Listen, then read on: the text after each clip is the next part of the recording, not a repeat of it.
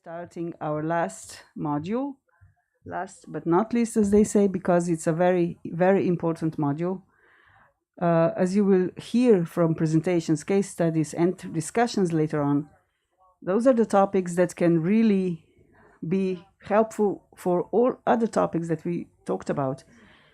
It could be used for audience development programs because those are the topics that the younger audiences are really interested in. They're important topics, and they want to visit places that they know that they share their values. So we're going to start with two keynote speeches. The first one is going to be by Madeleine.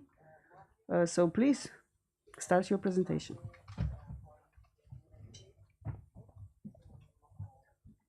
Hello.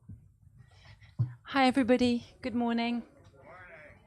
A little message to our friend in his hotel room. A little wave from everybody. Hi. So today we have a very special guest here with us.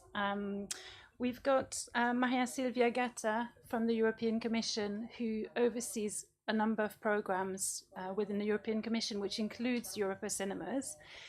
And later on today, she's going to tell us more about the context within the European Commission, about some of the topics that Metke has mentioned, so sustainability, inclusion, gender parity, and so on. But before we talk about this, we also want to talk about this as a group. So it's not just keynotes. We want this to be a conversation with you.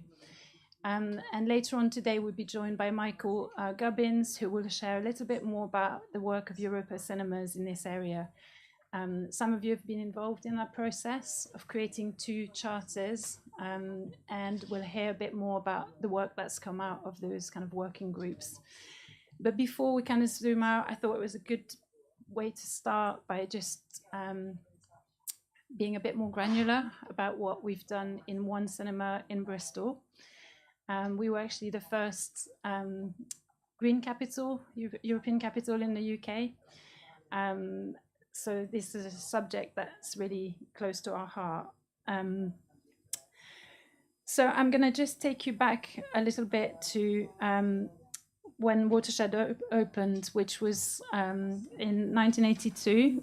We're at the heart of the harbour side in Bristol, and it was very much a regeneration program. The area was not doing very well because the harbour side had stopped functioning, and we were brought in, culture was brought in to kind of regenerate the centre.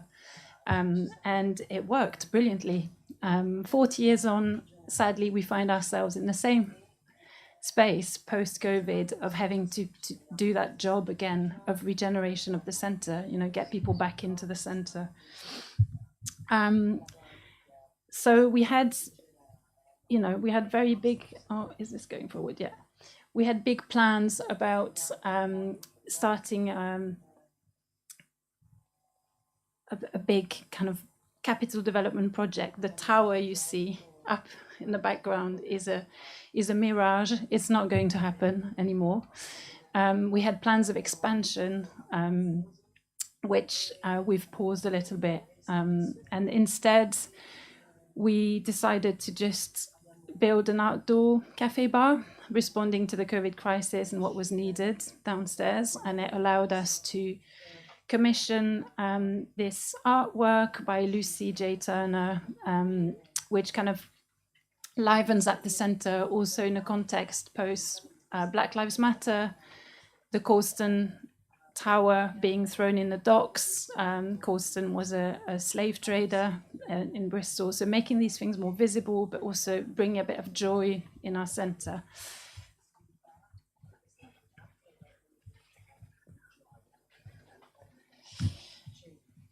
So in 2019, we teamed up with a number of other cultural organizations in our city and the city to declare climate emergency, and we kind of came together and made some commitments about working with Bristol towards being carbon neutral by 2030, which is very ambitious, but it was a great thing for us to make that kind of joint statement together.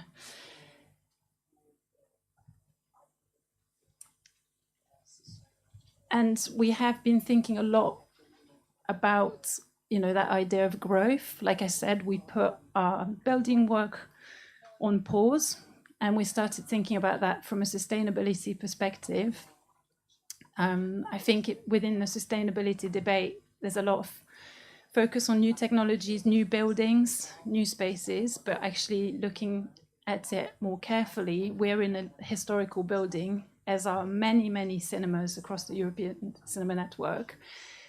And we feel quite strongly, based on the evidence that we've seen, that actually the greenest building we could be in is the one we're already in, the structure we're already in. So we're thinking a lot more now about what can we do within our footprint, within our leaky old building? How can we improve that, and how can we expand almost within that?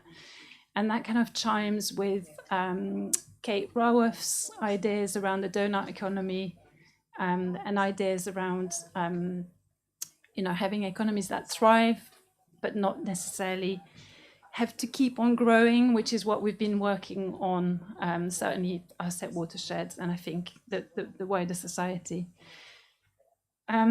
Saying that, how do we kind of find that sweet spot between trying to sort of grow and develop as an organization, and trying to not impact negatively on our environment, on our community, and so on. And we're trying to really work on that sweet spot as a team. But it's not easy. It's hard work. That's why I've called this presentation "Making Time for Slow Work." We're so focused on delivery all the time. Like, we want to do everything, for young people, and doing this kind of work is slow, and you won't see the results straight away. It's not necessarily something that we're very good at as exhibitors, I think. And in a way, COVID, that's a good thing that's come out of COVID, is it's made us slow down and stop a little bit and think. I think for us, the turning point was actually an individual, Zoe Rashbash, who joined us as what's called Environmental Emergencies Action Researcher. So she's joined us through the kind of partnerships we have with the two universities in Bristol. And her energy and her drive, she comes straight out of Extinction Rebellion. She's extremely bright, and she's making us think about things in a much more structured and strategic way. So she did a lot of interviews with staff, asking them why they thought it was so difficult, and things like money came up a lot. It felt unattainable, this idea of us becoming carbon neutral. So she's come up with this framework, which is really brilliant, and we're kind of on point 2 probably at the moment. We've got a long way to go, but it's a good start. And also some of the findings that she's coming up with for Watershed have been turned into a guide, which we've shared with all the other cinemas in the UK, and you're very welcome to have a look at it. It's very simple. It's more about your mindset rather than being very detailed, and how you can get your team on board. I'm just going to share some of the headlines. She kind of, I think the main thing she said to me from what we've done so far is it's very important to start a conversation within your organization, and one that doesn't just sit with the management team, but sits with everybody. Like Metka was saying, this is an issue that your younger staff will probably be very passionate about, your community will be very passionate about as well. And then there's simple things which I'm sure you've already looked at, but starting with mapping your impact, understanding like what is actually consuming lots of energy. So there's things like carbon surveys that you can do, sometimes with the help of local government, calculator hotspots. We found out one of our fridges was, a problem. There was a problem with it. It was just kind of looping and doing something very strange. But we only found that out by doing a carbon survey. Also, brainstorming with your team, don't underestimate the amount of knowledge that you have within your team. We actually did in-house carbon training for all our staff. There are now resources from the Global University Climate Forum, which you can access, that are open source. So you can look at that and you can actually get accredited as an organization. And the course was great. I wouldn't say so much because it's very focused on coming up with an action plan. But it was great in terms of creating a conversation. So, I spent time with somebody that works in the kitchen, and they talked about where they can make reductions, and I talked about my travel and my anxiety around that, and for the whole organization to understand really where can we make a difference in various areas. So out of that training, we set ourselves individual action plans, team action plans, and we're kind of working on that together. We also identified things where we need to fundraise because we clearly need more money to do big capital development changes. But there were a few things that came up that were quite interesting. Digital decluttering, empty your inboxes, look at how much you're storing on servers unnecessarily, because that's a really big thing. Switching our pension schemes. So we were all encouraged to switch to an ethical pension fund, which takes about 10 minutes to do. And that's a great way of making a big difference. As an individual, is probably one of the biggest things you can do, because pension are invested in different things, and it makes a really big difference. I won't go into suppliers and so on, because I know a lot of you are already doing that work. And obviously travel, I'm here. But I did go through quite a long process to get here. We ask ourselves some questions about what is the potential impact for the organization of me being here in person.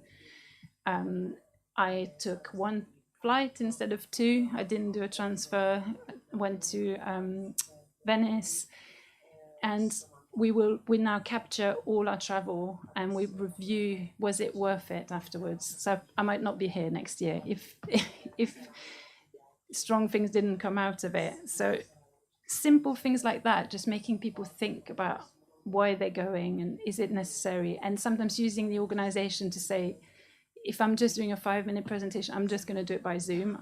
I'm not going to travel. And that's the way it is now. So yeah, if you're interested in this, the guide is on our website, and there's also links to other guides that the Independent Cinema Office have come up with. And there are European programs as well, like Julie's Bicycle, that I'd really recommend you kind of look at.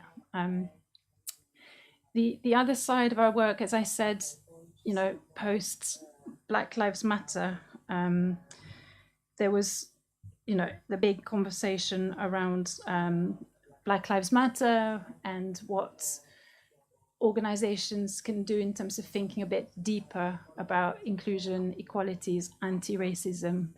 I think we're all very good at showing diversity on screen. We all talk about it a lot. We show films from around the world. Perhaps we're not so good at looking inside our organizations and seeing who is working with us, who's got a seat at the table, who's making decisions. And going back to what Medka said, if we are going to do audience development, then perhaps we'd need to look a little bit like the people that are around us. We need to think a bit more like them. We need to be more connected with them.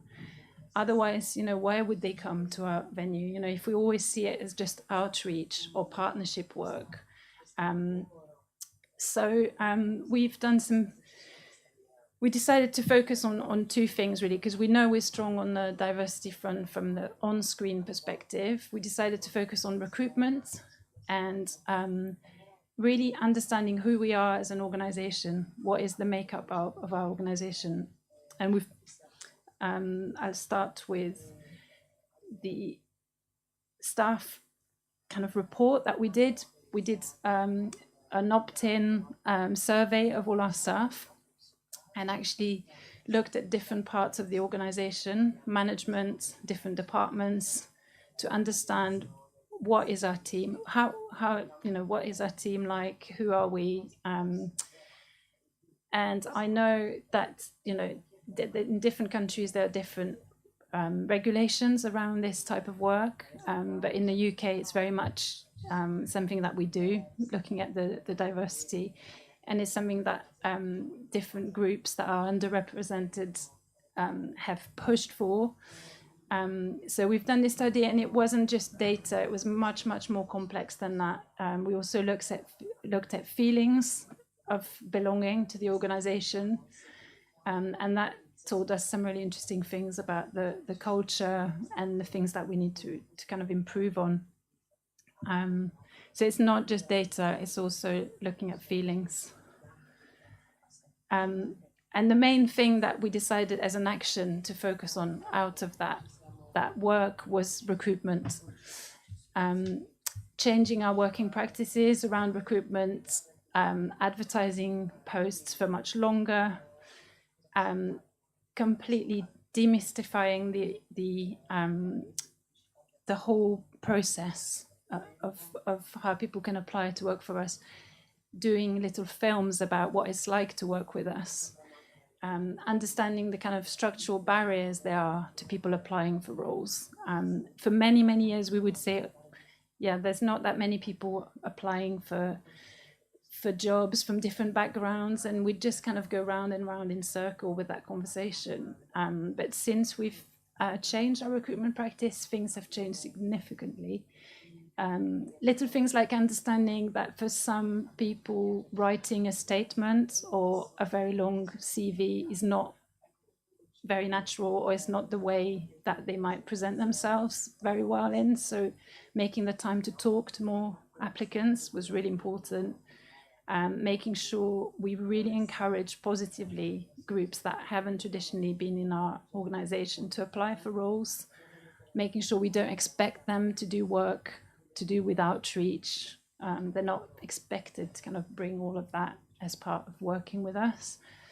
And just sending a strong message of we're a good place to work and we want your difference. We want that as part of our work.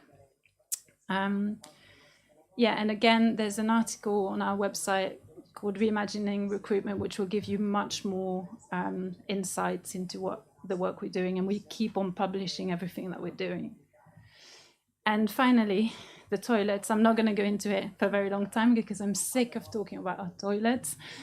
But we felt very strongly about introducing gender-neutral toilets at Watershed. And before COVID, as I said, we had a big capital development program, which we were hoping would enable us to create these wonderful new toilets that would be inclusive and beautiful. Of course, all of that got put on pause.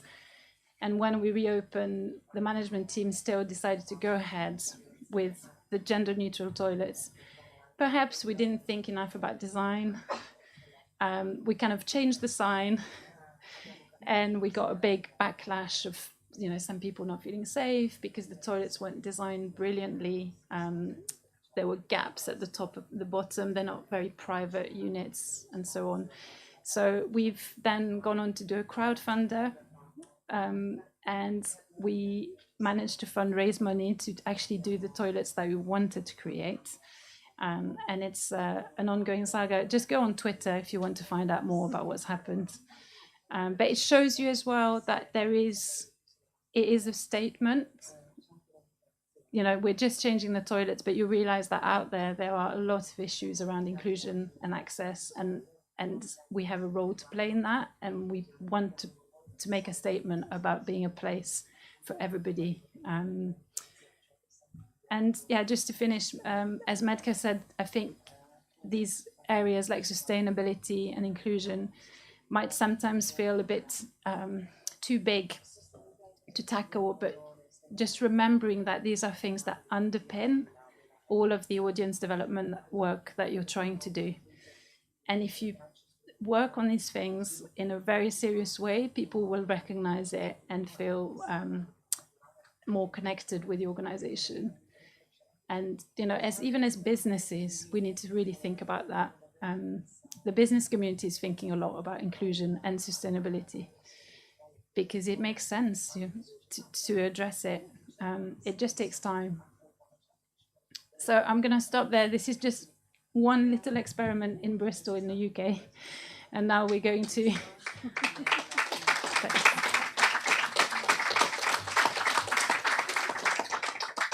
and now we're going to zoom out. And yeah, I invite Maria Silvia to come up to the stage, who will give you the context, and then we'll have a bit of a conversation. And I really would like you to kind of respond to that context. Thank you. It works. Thank you, Madeleine. Thank you, Fatima, for inviting me here with you. It's the first time that I'm on a live event, so I'm extremely excited. Perhaps I didn't count my CO2, but my emotional balance of being here, I hope, compensate from my CO2. And Madeleine, how much do we miss you? Why did you leave us? Well, we didn't. I didn't. I know you didn't. 51% did. Because again, you know, listening to your presentation now, it really, and I had so many points in which I wanted to intervene on your presentation and on your project. But the last one is that exactly, you know, this kind of taking the time, taking the to think slow, to act slow. You might find it ridiculous from a bureaucracy because we are per definition acting slow. But for once, I think that it's really a way that we have embraced, because we have understood, again, as you said, that the sector is caring about sustainability and diversity. We had understood it well from the outset, and we want to slowly work in our approach on the kind of experiments that Madeleine just presented. We want to accompany the audiovisual sector and the audiovisual ecosystem, such an interesting word, to really change deeply the practices and the understanding of sustainability and diversity. But let me go back to when we started the Creative Europe program 2021-27. It was the negotiations took place at the beginning of the new commission, the von der Leyen Commission, who had put as two priorities Green Deal of Vice President Timmermans and the gender agenda presented in March 2020 of Ursula von der Leyen. So two priorities, green and diversity. We immediately translated these priorities in the Creative Europe program. Why? Because we feel, and supported very strongly by the European Parliament, that the cultural sector has an enormous power in creating awareness, in promoting identities, and in changing perceptions of reality. So it was the fantastic Levi. We also, of course, as everybody, we were very, very sensitive to and wanted to, forgive me the bad word, but take advantage of the Me Too movement that has disrupted so much the audiovisual industry and the world. And we started already discussing diversity in terms of gender and women in 2019 with the Montée des Marches in Cannes that we supported strongly. But again, back to the policy framework, the Creative Europe program has introduced these two priorities in all the schemes that we are putting together for support of the industry. Secondly, our Commissioner Breton, presented in March 2020, in December 2020, forgive me, the Media and Audiovisual Action Plan. And in the Media Audiovisual Action Plan, there are two actions that are devoted of the greening of the audiovisual industry, action number 6, sorry, I'm confused, and the action number 8 on talents and diversity. And these are the translation that are compulsory for the Green Deal and the gender agenda of the von der Leyen. Every program in the Commission has an obligation of contributing to these two agendas. So on the one hand, we were happily and convincingly taking on board the good practices and the good awareness of the audiovisual sectors, but on the other hand, top down, we were obliged to include them in our programs. And again, this sort of understanding what's going on and having a sort of compulsory approach, I think it's the best way to really bring change as a public organization. But that's history. So we introduced our nice two criteria, diversity and greening of the industry in all schemes, so that you don't apply for our call for proposals, but Fatima knows it very well, that whenever you prepare an application, you have to put together your diversity strategy and your greening strategy. And these two strategies are not paper, they are evaluated by every evaluator during the evaluation process. And they count in the award decision. So on the third step, if you have a strong diversity agenda, or if you have a strong sustainability agenda, you get more points, so you get more chances of being selected. And believe me, with the competition that there is around the public funds of the Creative Europe program, especially after the after the COVID crisis, this makes a difference. So, and compared to other public institutions, we were very much appreciated for once for being so strict and so proactive in really putting these two themes up front in our practices and in our selection processes. Now, where are we now? As I told you, we wanted to accompany the sector, both on the theme of diversity and on the theme of sustainability. We didn't want to be normative, because as Madeleine showed, changes comes from inside, from the project. You cannot impose a change. Even less in Europe, you understand, especially after you left, because you were up front in some kind of discussions, both on sustainability and diversity. But of course, when you talk about diversity with 27 member states and 27 political cultures, you enter a theme of identity that is divisive in Europe. I'm not hiding anything. And that brings about all the cultural background and all the political tensions that are making the European Union thriving, but also struggling. So discussing, as you did in your last one of your ethnicity, Asian, the demographic survey that you've done of your company, it would be impossible in Europe, because in our continental culture, you don't. Every citizen is equal, and we should take this concept of citizens in a neutral way. For some countries, for other countries, sexual matters are totally out of the public sphere, and therefore we can't use this kind of concept and this kind of methodology in understanding diversity. So what we did, we kept on the terms of diversity, we kept it open. We have no clear definition, despite long discussions on this. And we really left to the beneficiary and to the project leaders to make us understand how they understand diversity.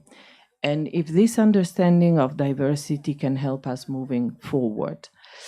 We are now starting looking at the strategy that that during the 2021 calls for proposal we have received, and it's a very interesting exercise.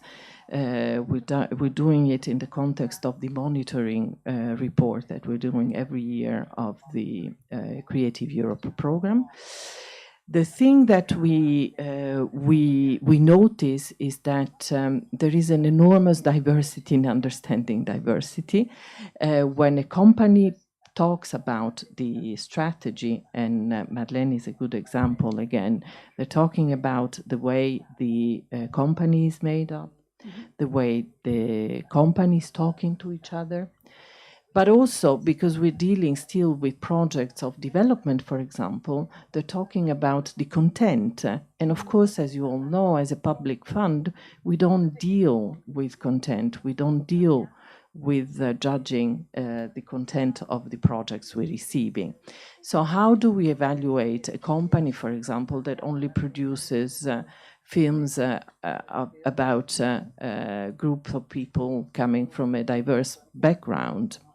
How do we do it? That's a question we're dealing with, because again, it takes us out of this sort of safe position whereby to preserve freedom of expression, we need to be able to support all kind of content, and we cannot judge in terms of content. That's for development. For training projects that Madeleine knows very well from your European past, we have an incredible capital in terms of diverse talents. And this is something I can say I'm very proud of, because we have really, and again, the sector is far more in advance to where we are with parity, if not only women-led projects in terms of organization. We have diverse backgrounds in terms of participation to the talents. And again, so I think that in talents, we're doing relatively well. And finally, also in terms of talents, we have started in 2021 a campaign that some of you probably came across, is the Character campaign, that was trying to promote diversity behind the camera, especially with the idea that we did promote diversity in front of the camera, sort of with the Me Too aftermath, in the aftermath of the Me Too. But we felt that there was a need to really promote and empower diversity behind the camera. It was successful.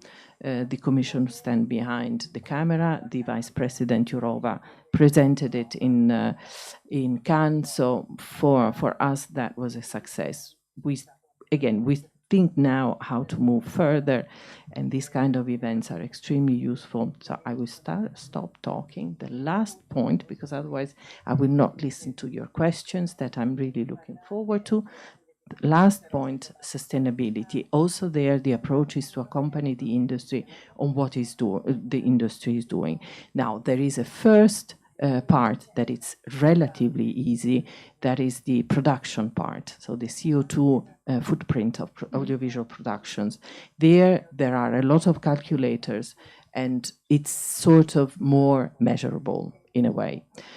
Clearly, for the activities of audience development, that is a bit more challenging, because the matrix is larger and it's less easy to calculate. Now, you may question whether calculating is and I do question whether calculating is the only way to understand and to measure your sustainability. It is, however, calculating a way to agree in something that has an ambition of being objective. Now, when I see your work on how to assess the sustainability of your cinema, I'm very, very happy to see that we're sort of moving in the same direction as, for example, the festival charter that Cinema Ritrovato is also part of, I think. Which gives, again, an idea of all the questions that, first, it puts the question, which is the first important thing. Second, it shows the sharing of best practices, understanding how you do it to create a sort of common awareness and a common desire to move forward towards the same direction. These are all soft words, but I think that they are essential. Thirdly, it gives a sort of matrix in which you make a consideration of what is relevant and what you cannot avoid, what the context cannot make it different, your CO2 impact. Because, again, Les Arcs was talking about in the presentation, how can we favor biking here in Les Arcs? Impossible. I mean, there are no bikes or Sundance. How can we avoid CO2 flying in Utah? So this kind of consideration, put it in a matrix that gives some sort of objectivity and create a common ground in which you can work together and really install a new way of being together and also promoting cultural diversity in a sustainable way. I stop it here. Thank you. Thank you, Maria. That was great. Yeah, I think the big questions that pop into my mind listening to what you're saying and the kind of work that we're doing is, I guess one of the challenges with public funding is it's always so short term.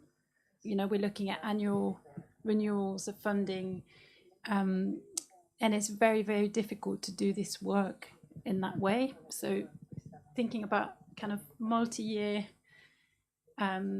funding is super important, I would say, from the exhibition sector. I'm also a funder for cinemas in my region, and we're kind of grappling with some of the things you talked about around what are the metrics, you know, because if we ask people to submit a plan for a season of films over a couple of months, it becomes quite meaningless. You know, it's just like, oh, we'll recycle the materials we won't do print. You know, it's quite small steps, and actually what we want more and more from organizations is that longer term plan. So I guess it's thinking in anything you designed, how do you really incentivize that long game? And perhaps it is about asking for policy from a cinema festival, which might transcend the period of activity that you're funding, but it's more saying, are you serious about this? And bringing some of that together to perhaps create a shared framework. I know Julie's Bicycle have already done a lot of work, but something more specific to cinemas. I think the other thing I want to bring up before I open it up is, I think the big elephant in the room is capital development. No one wants to fund capital development. The Commission doesn't. The national states don't, because it's expensive. But ultimately, if we want to make a real difference, perhaps looking at something like the digitization program that you did many years ago, or the access program that you did, if you really want to make a difference, that's what cinemas need, I think. We need help with our buildings. All the other things are more about a mental state of mind. They're things that we can implement in small ways. So, I mean, I leave it there. And then do think about, I think what we'd like you to think about is you've just heard about the context. Think about, from your cinema's perspective, what's your reaction? Are you, anxious about these demands that are being put on you for quite small amounts of money that we get from our funders? Do you have recommendations and so on? And then there'll be more of a workshop later on where we'll talk more about what we can do collectively as Europa Cinemas. But I think for now it's more like your initial reaction to what you've heard today. Can I Of jump in course. on the questions of creating matrix? Well, I think that we are here, and I think that Europa Cinema is one of our flagship, I mean, the flagship projects, I can say, of the Creative Europe program. And it's clear that this kind of cooperation at European level are a fertile ground to create really this kind of matrices. So, and like, for example, also this festival chart is done within this network festival that indeed has a 2 years span.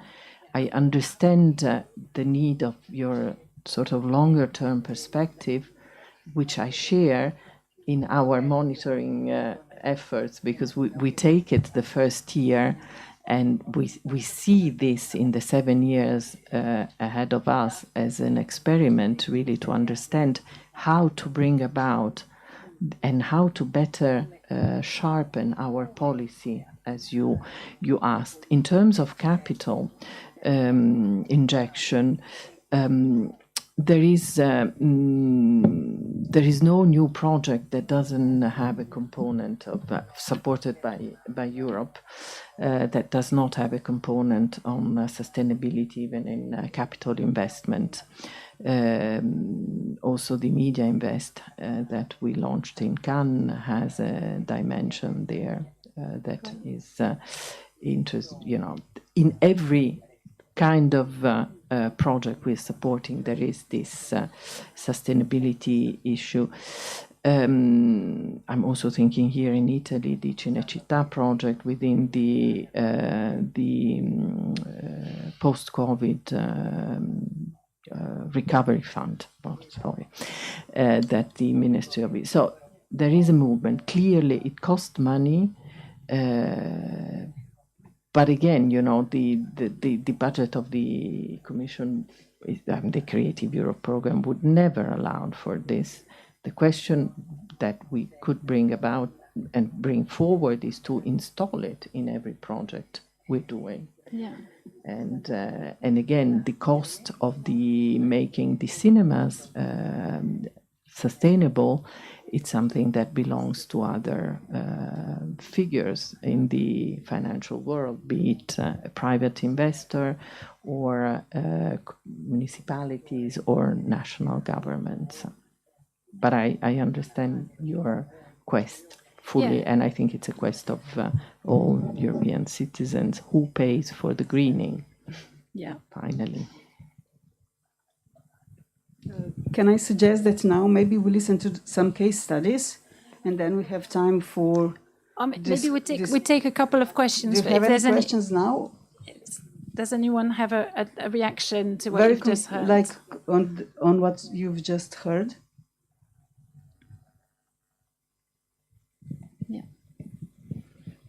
Thank you very much for your presentation. It was really important to hear about these themes, but I have a suggestion which we practically used in our cinema. Once our director came and said that we must start to be green right now, and he created strict rules which we must follow. So we stopped printing materials for screenings, printing tickets and so on. We stopped using plastic bottles, plastic dishes and so on, and he created a system of turning off light when you go out from your seat and so on. And it was really difficult for the team, because one day you come and you have no common things, but it really works, because everybody who come, they see that you state that you're green, and they don't see plastic bottles. And it's really important, because you see that it's true that it's a green place and it's fully green. And then he said that we may create a strategy of being green for 10 years together with all team. And it was really important because some ideas came from guys who work with some mechanism from IT masters. They created some systems, but it's really important to follow these rules every time and not try to find some part solutions, I'll say. I think that that's a great point. It's the mix of leadership, I think, that we need. You need somebody, because this has big implications, doesn't it, on costs and the decisions around suppliers, waste management. All those things are big things that are often at the management level, but also taking the team on board with that and knowing that some of the solutions will come from somebody that's, you know, could be on the edge of the organization or a volunteer. Yeah. They might come up with a solution. Yeah, absolutely. Yeah. Anyone else has a call to action for the European Commission? This is a rare opportunity to be in the room with somebody.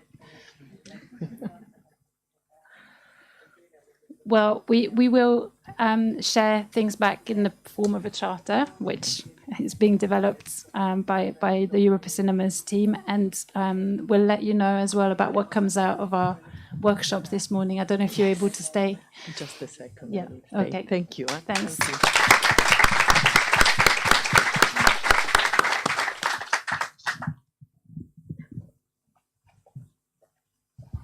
So we'll continue with some case studies, and then we will have more time to go and dissect what we've just heard, and also analyze why this is so important and how to incorporate this into our everyday life and work flow.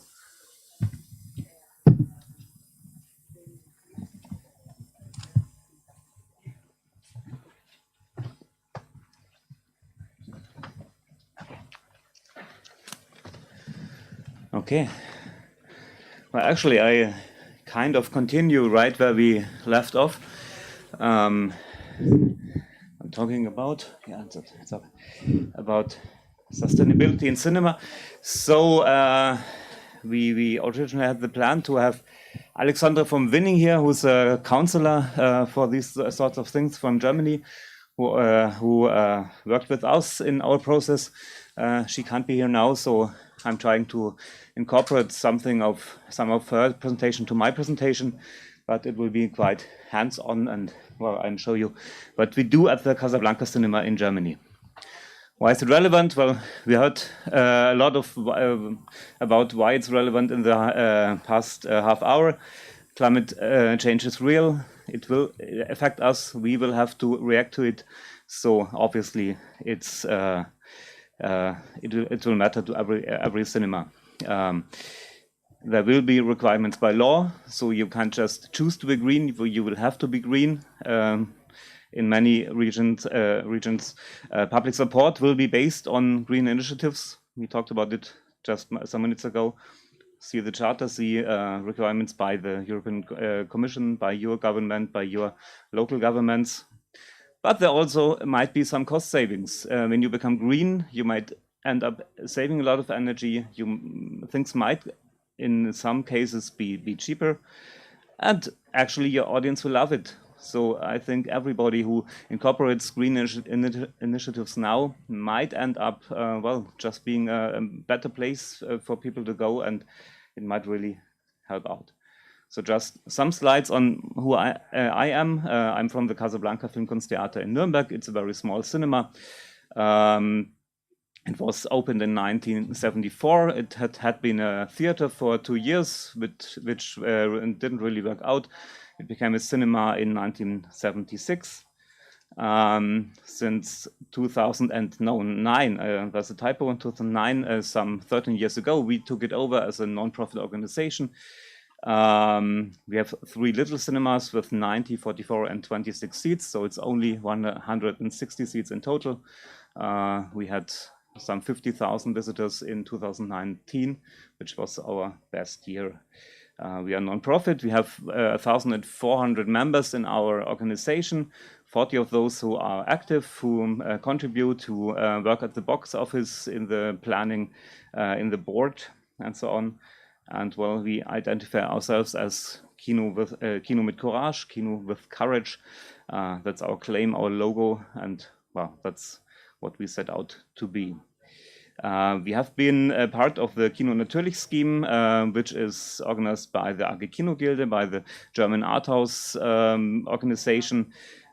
We are one of the project cinemas. I think there are 6 or 7 right now, which are cinemas who, well, try out special, well, things. And what we did is CO2 balancing. We did some 2 years ago. Let me just show you how it looks like. That's our building, beautiful painted facade. You see a lot of movie stars on there. You also see all the people who lived there when it was painted in the 80s. Most of them still live there, so you can just have a look at the people and you will find some familiar faces. That's our entrance to the court. Normally there are tables. That's a COVID picture where we had to remove the tables, and you see our new Courage sign, which we invested in during the pandemic to show that we are here to stay. And of course, since we are called Casablanca, there's Humphrey Bogart as well. That's our big cinema. Big in the sense of 90 places, and we have a very nice bar as well. Okay, so that's from Alexandra's presentation. She was a counselor as well for the Award for Sustainable Cinema, which took place in the German country of Hessen. The country of Hessen awarded a prize to cinemas which implemented sustainable strategies. I had been in the jury for this prize 2 or 3 times, I think. So that's where I got in touch with Alexandra von Winning. She runs a small agency which is called Lust auf besser Leben, which is based in Frankfurt. And well, what she does is she is working with companies from the culture sector who want to get greener and need help in that.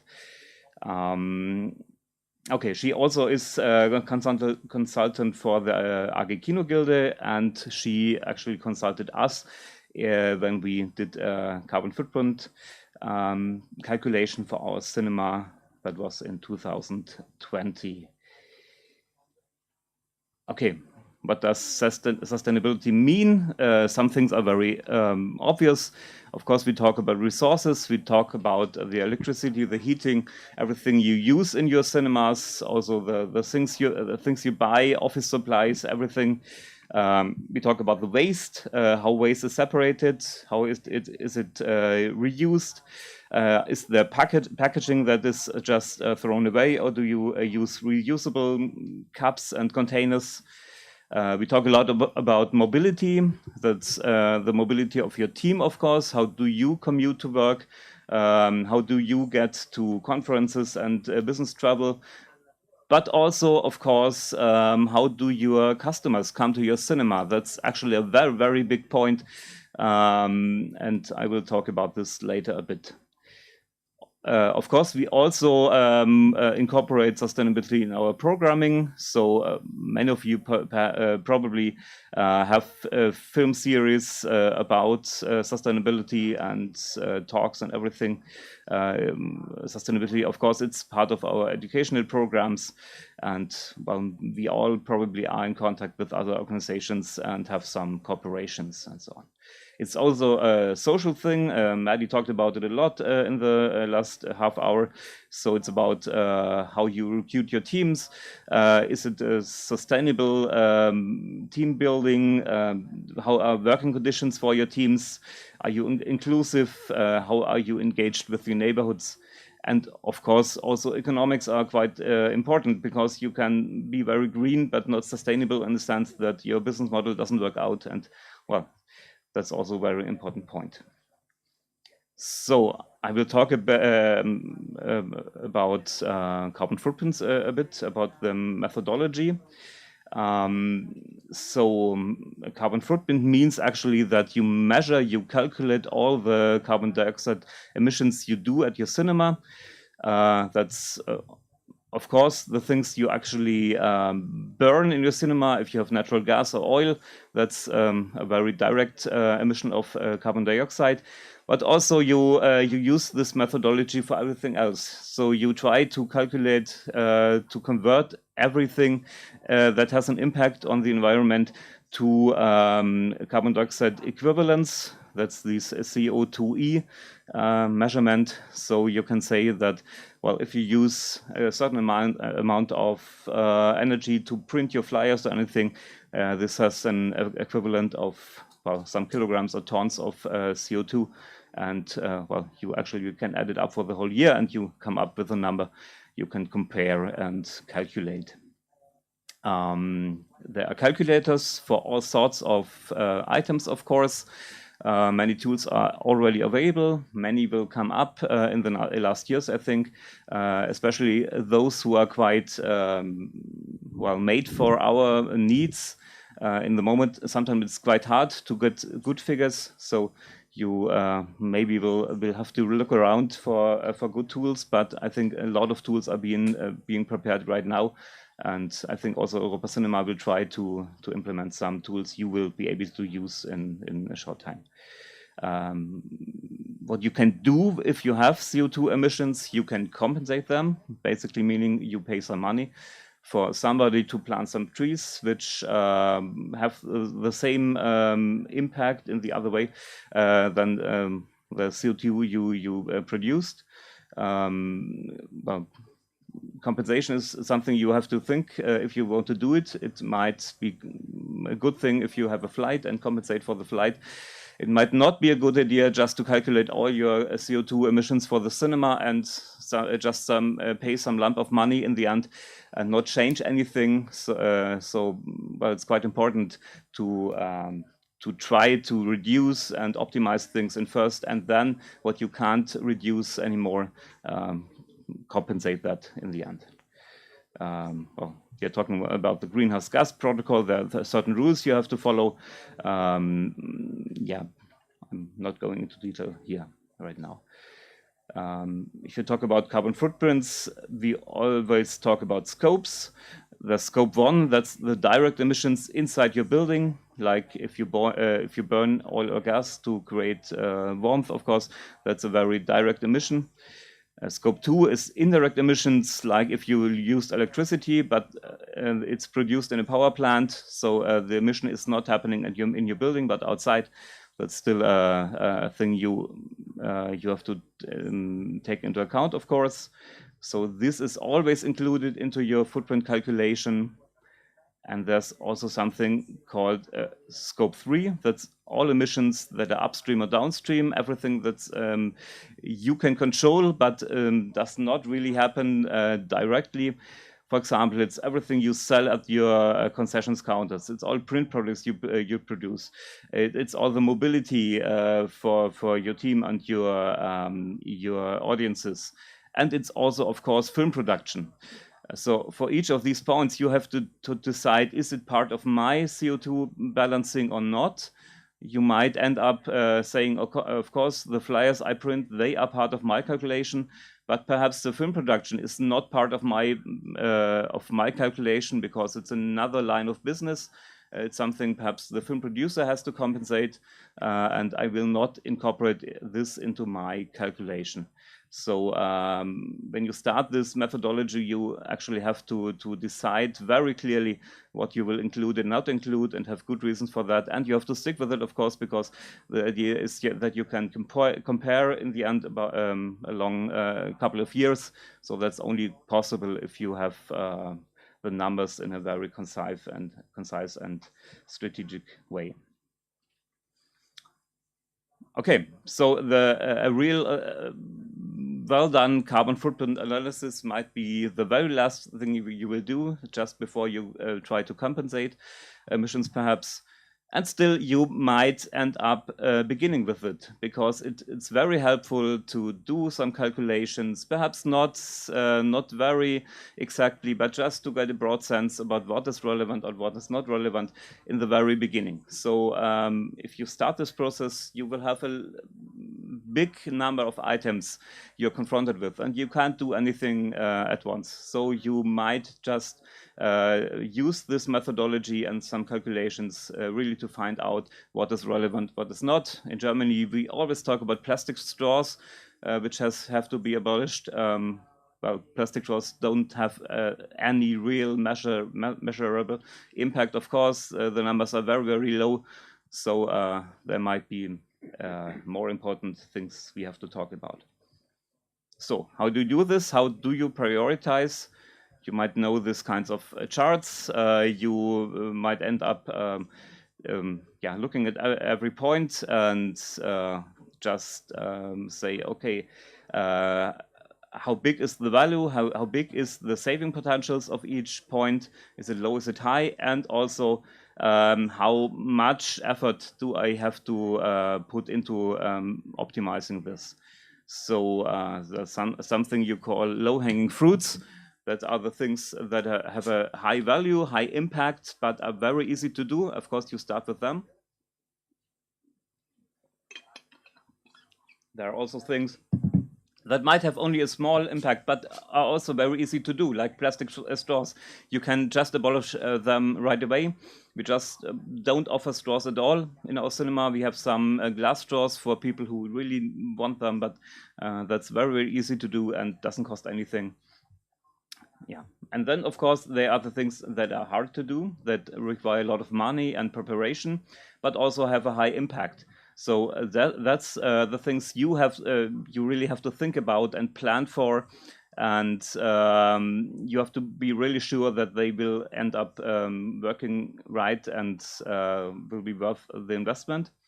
And of course, there are the traps, the rotten tomatoes, as you can say, things you might put a lot of effort in, but will not really have a big impact. So don't go for that. Just leave them and don't waste your energy talking about them. In our cinema, we did the calculation for the year of 2019, so it was the year before the pandemic. We did all the calculations in 2020, where we had time because there was a lockdown, and we actually had some spare time. Our team had some time, and we could reinvest time into that. We didn't have to pay for it because it was funded by the Kino Natürlich scheme. There was some government grant from the German federal government who paid for this initiative. We are one of the first cinemas in Germany who did this kind of calculation. I think there are 6 or 7 right now. So they tried to find smaller and bigger cinemas to really have a broad range of different projects. And well, we worked with the Lust auf Besser Leben company from Frankfurt, who already had some calculators and tools, and tried to implement some new things to help us, and will provide a calculator in the end, which will be open to all cinemas or other cultural venues which can be used. Okay, just briefly, what did we do? Some of these things we did even before the this initiative, because well, some things are quite easily. Very low-hanging fruit for us is electricity. We have been on a green power contract for many years. It's quite easy in Germany. You just have providers which sell green energy. And also there are some which don't have any ties with the big electricity companies. So we had been with one of them for a long time. It's not so easy for the natural gas. There are some contracts where you have green gas, but they are very expensive. So we went for a gas contract which still has natural gas, but all the emissions are compensated.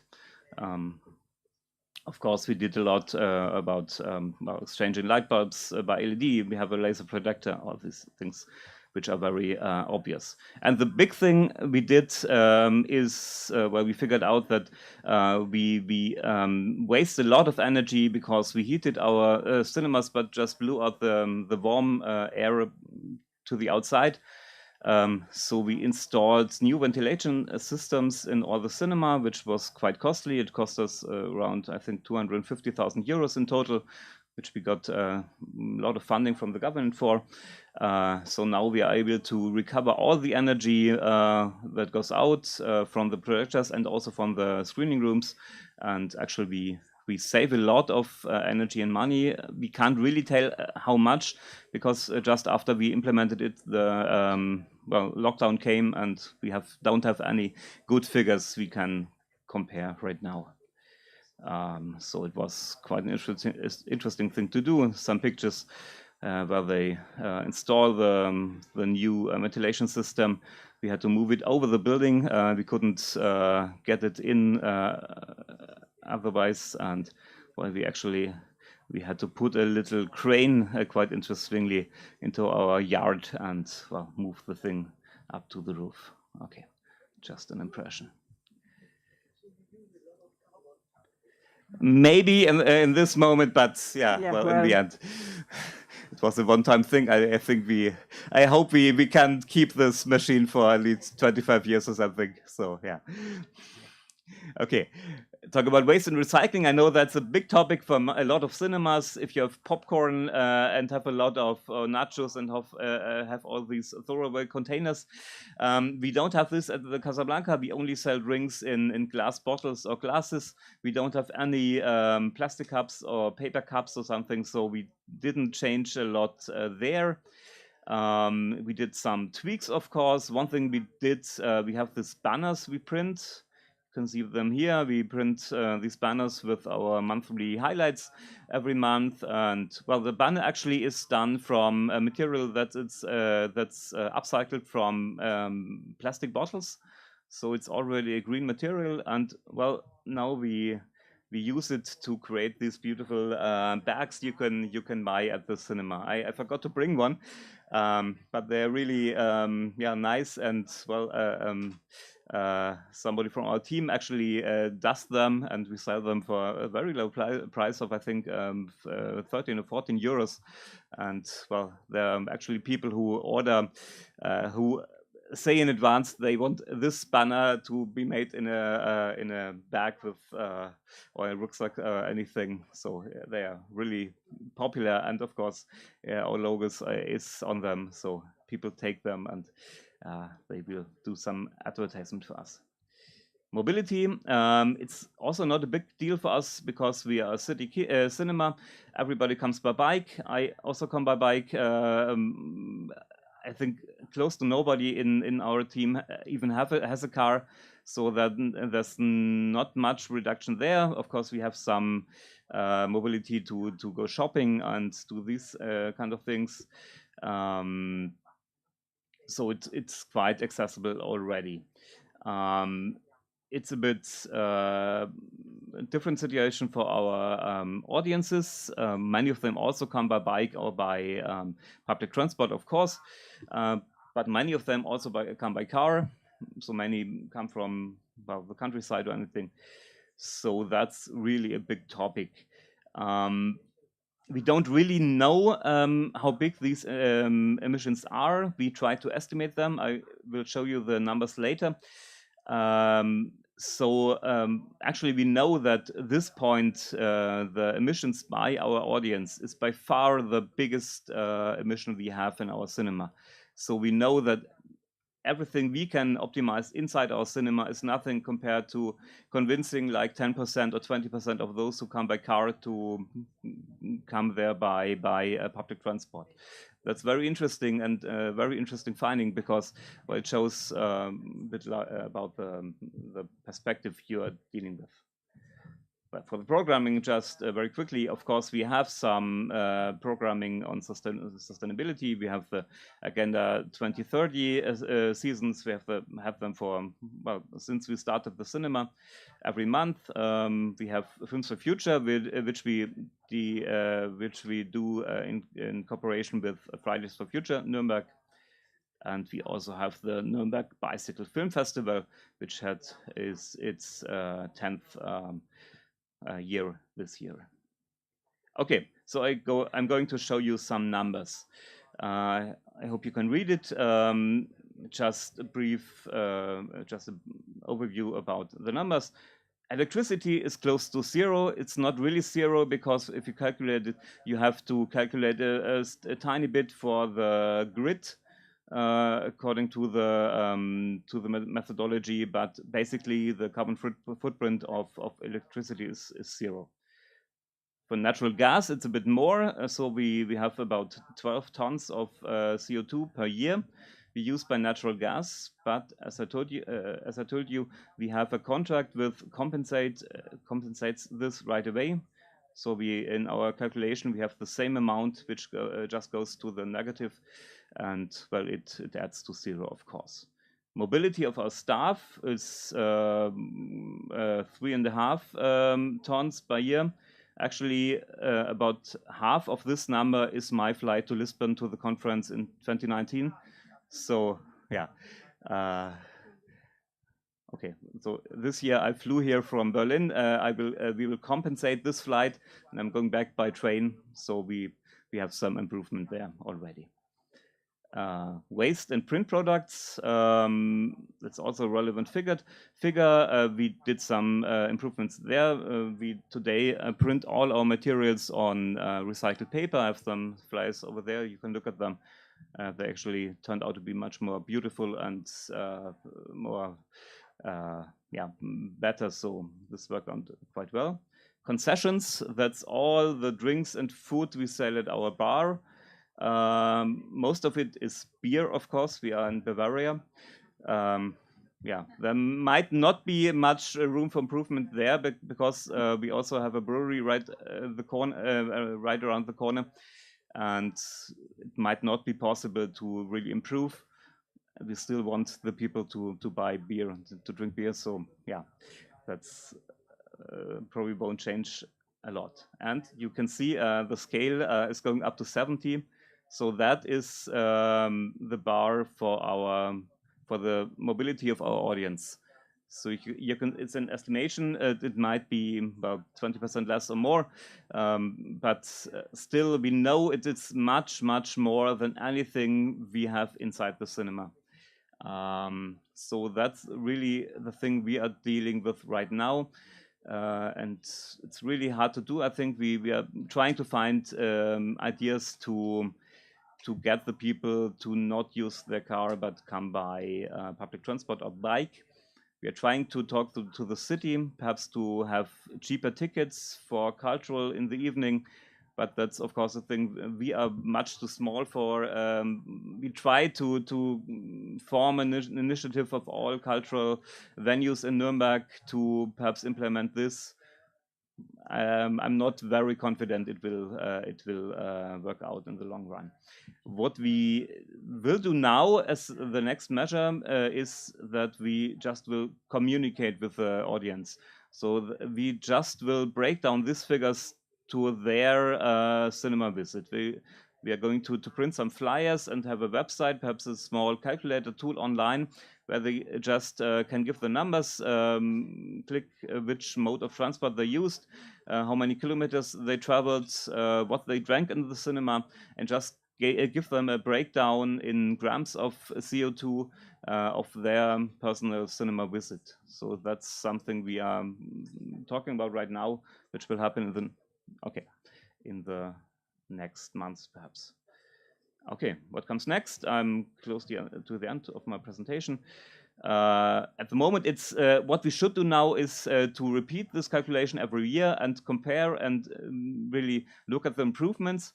We can't do it right now because we have the COVID situation. Things are not normal, so it doesn't really make sense to compare 2021 figures with 2019, obviously. So we have to wait for normal times to come, and we'll be able to compare then. We prepare now to get better data, especially about the audiences. We will have some surveys. We will just ask them where they come from, which mode of transportation they used, just to know more about their habits. And of course, we will continue to implement little improvements. We are set out to become carbon neutral, not right away, but perhaps in a couple of years, which will mean that we will compensate all the remaining CO2 emissions. But we really, our strategy is to first implement all improvements we can do, and then as the last step, only compensate what is left. Until then, we talk about it. We have a website where we are quite open about what we did, also about what we didn't do yet, and explain why we didn't do it. So we are really communicating with our audience and are very open about the figures and everything we do. Some hints for you. What can you do? The first thing is to really to analyze your cinema and to prioritize, just to find the low-hanging fruits, start with them. Perhaps make some plans for the cream of the crop, like the things which are expensive but will have a big impact. Perhaps think about getting funding for this, and well, find ways to implement them in a couple of years. Avoid the traps, don't waste time for things which won't work out in the end or won't have a big impact. And the most important thing, perhaps involve your team. They have the ideas, they know your business, they know what you're doing, and well, get them on board and things will be much easier. And be very open about what you can do right now. It doesn't make sense to keep things under the bush. Right? Be open, explain what you cannot do, and also your public probably will understand. Include the green thinking into all your decision-making processes. Maddie talked about it. Really talk about it. If you have a business trouble afterwards, talk about it. Was it worth it? And of course, don't greenwash. Don't claim to do anything you don't really do. Don't lie to your audience. That's quite important, I think. Be open, and include them into the process as well. So that's about it. Yeah.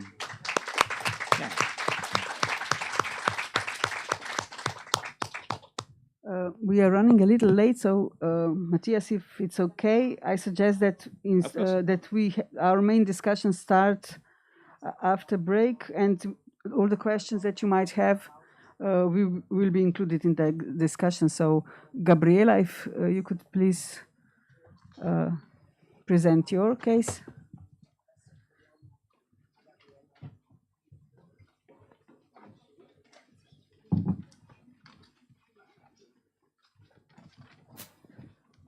Ragazzi, vi faccio mettere le cuffiette.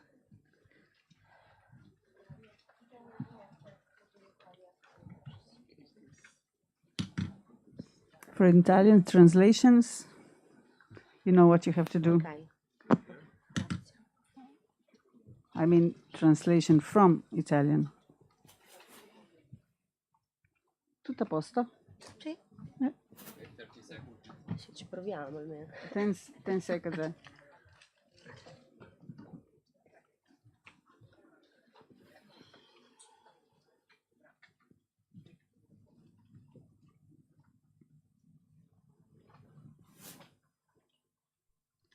Questo me lo do, vai.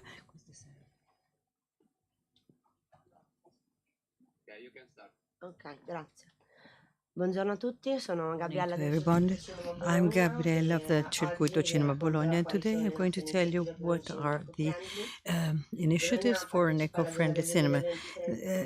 Bologna participates in the agenda to 2020-30 for sustainable development, and as a circuit we wondered in time how to be able to implement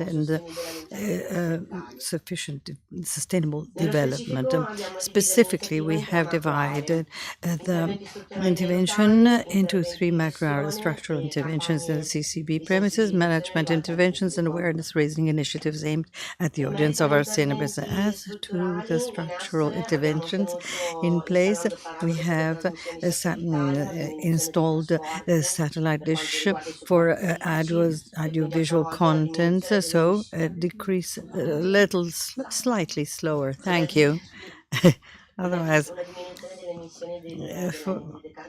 for the emission of carbon dioxide. And in the coming years, we want to eliminate all physical supports. And in terms of structural interventions, we have set up containers ad hoc for differentiated, separated waste collection. What happens in the municipality of Bologna? We have addressed a particular interest to the elimination of paper materials, so our communications have been digitalized and the social channels. In this case, we have not wasted any paperwork. We have eliminated paper altogether. In the future, our objective is to replace also the posters for the promotion of our films in the cinema theaters. In terms of structural interventions to be implemented, we have incentivated the online purchase of tickets and realizing that this implies lowering of paper consumption. And this has been appreciated by our public because we have supplied telephone assistance. We have guided our clients to the purchasing online, especially for our clients 1.0. We have 3 bars out of 4 in the cinema hall, and we manage them directly. And in the pre-pandemic time, we have lowered the use of the single use in favor of the bulk, but we had to abandon this practice, and we hope we can resume it shortly. Last but not least, we also wanted to make some energy savings, and we want to install lights with the present sensors in the bathrooms and in the transit areas. Sensors have been applied for the water consumption. Among the various green initiatives, we have adhered to the cinema by bike with the region Emilia-Romagna. This initiative is included in the program Mi illumino di meno. I light up less and less. This is promoted by Rai 1. The initiative has been set aside due to the fact that the pandemic is there, but we hope that in September we might resume it, hoping that there is going to be more participation by the public, by the citizens, unlike what happened in the past. That this initiative implied a discount to the public that would come to the cash counter with the ticket of the locker of the bicycle, and then Pedibus. There is another initiative under study, Pedibus, to go to school and to go to the movies. This wants to give more awareness to the children, and the cinema could act as a social educator. Throughout the Cinema Ritrovata, we are experimenting the use of water dispensers during the festival Cinema Ritrovato, and this will allow us to understand whether we can adopt it in all our premises. This initiative is connected to the will of branding water bottles with Circuito Cinema Bologna in order to avoid the waste of water and the repeated use of water bottles that are not disposable. And we have used in the past, we did the brandization of the cups in the office, so we avoid using plastics also in the offices. I have finished. Thank you very much. And I end up with this last sentence. I think with the fantasy, attention, it's possible to adopt solutions that are eco-friendly for all environments. So it is sufficient, very little, a little investment and a little attention. Thank you very much.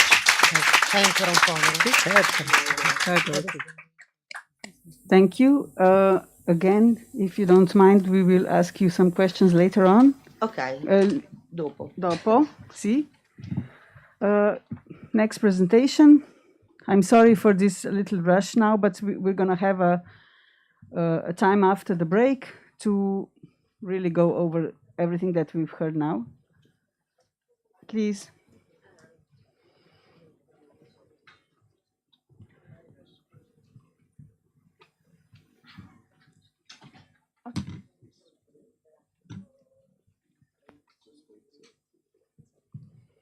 Okay. Can I start? What? Hello, everyone. My name is Jelena. I come from Cadmus Cineplex, Montenegro. It's a little multiplex located in the shopping center. So our project is regarding coming to the cinema by bike. As you mostly know, most of the people coming to the shopping center, they come by car. So what we did a project for them to come to watch a European movie by car, as we are for whole screening Cineplex. They mostly watch blockbusters, so we wanted them to come by bike, not to use car, and to watch European movies. And in return, we give them a free mini combo. It's a fresh juice and a popcorn in a recycled bag.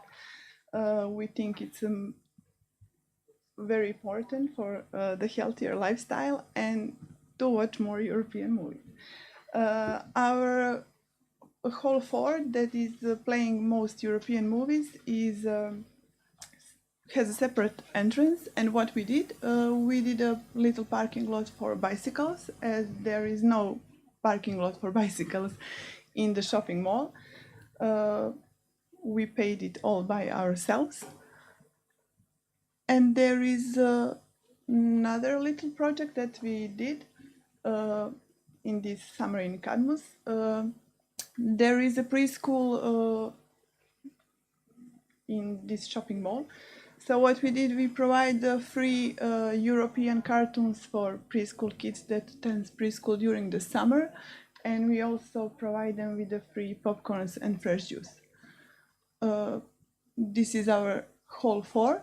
It's a very small one with only 44 seats. It's the smallest one in our Cineplex. And that's pretty much it. Sorry. So this is our first time eco project that we did. We wanted to increase people that are coming to the cinema by bike, and we wanted to increase the number of the people to watch the European movies. And that's it.